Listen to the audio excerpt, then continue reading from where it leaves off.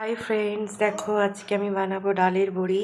তাই জন্য বিউলির ডাল 500 গ্রাম ভিজিয়ে রেখেছিলাম রাত্রে। কি সুন্দর ডালটা ভিজে গেছে দেখো। এটাকে এবার মিক্সিতে গ্রাইন্ড করে নিতে হবে। মধ্যে আমাকে আদা বাটা আর একটু সামান্য পরিমাণ মৌরি বাটা মেশাতে হবে আর কালো জিরে মেশাতে হবে। তার জন্য আমি শুকনো কড়াইতে গরম করে নিচ্ছি গোটা মৌরিটাকে। এটাকেও মিক্সিতে দিয়ে একটা আদা মৌরির পেস্ট বানিয়ে নিতে হবে। মিক্সির জারে পরিমাণ মতো ধুয়ে রাখা বিউলির ডালটা নিয়ে নিয়েছি। এটাকে এবার গ্রাইন্ড করে নিতে হবে। ও কি সুন্দর মিক্সিতে পেস্ট করে দিয়েছি। গ্রাইন্ড করে একদম ফাইন স্মুথ ব্যাটার বানিয়ে নিতে হবে, স্মুথ পেস্ট বানিয়ে নিতে হবে বিউলির ডালটাকে এরকম থিকনেসে।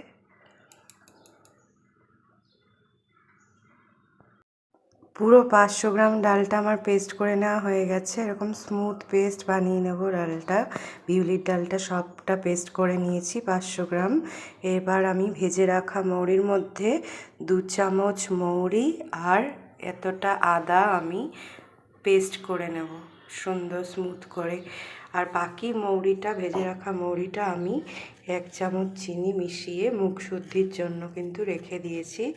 খাবার পরে 1 চামচ করে যদি আপনারা এরকম ভেজে রাখা মৌরি চিবিয়ে জল খান তাহলে কিন্তু খুব হজম শক্তিটা বৃদ্ধি পায়, তাড়াতাড়ি হজম হয়ে যায় খাবারটা, আর গ্যাসের সমস্যা থেকে কিন্তু মুক্তি পাওয়া যায়। আদা আর মৌরিটার আমি একটা পেস্ট বানিয়ে নিয়েছি। এবার এটা আমি এই ডালের পেস্টের মধ্যে মিশিয়ে ভালো করে ফেটিয়ে নিতে হবে ডালটাকে।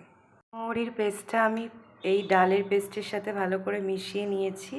এবার দিয়ে দিয়েছি একটু ক্রাশ করে কালো জিরে, ক্রাশ করা কালো জিরে দিয়ে দিয়েছি, তাতে ফ্লেভারটা আরও ভালো হবে।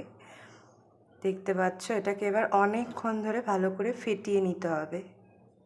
বড়িগুলো দেওয়ার জন্য আমি নিয়ে নিয়েছি এরকম কাগজের প্লেটগুলো এরকম প্লেটের ওপর সেট করে বসিয়ে নেবেন। আপনারা কলা পাতাতেও দিতে পারেন, টিনের মধ্যে তেল মাখিয়েও দিতে পারেন। আমার কাছে টিন বা কলা পাতা কোনোটাই নেই, তাই জন্য আমি এরকম কাগজের প্লেটের মধ্যে একটু তেল মাখিয়ে ওর মধ্যে বড়িগুলো দেবো।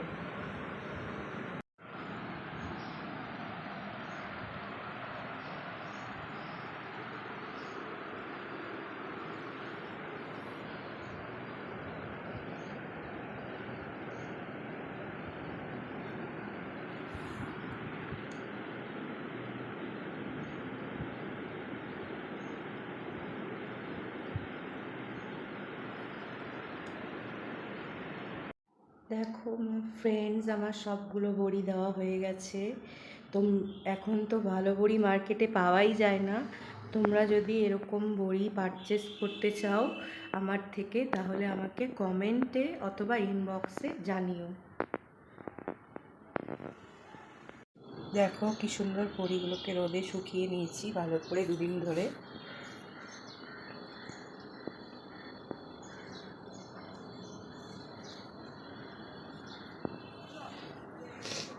ভালো করে কড়া রোদে বড়িগুলোকে শুকিয়ে নিলে আরও ভালো হবে, বেশি দিন স্টোর করে রাখা যাবে।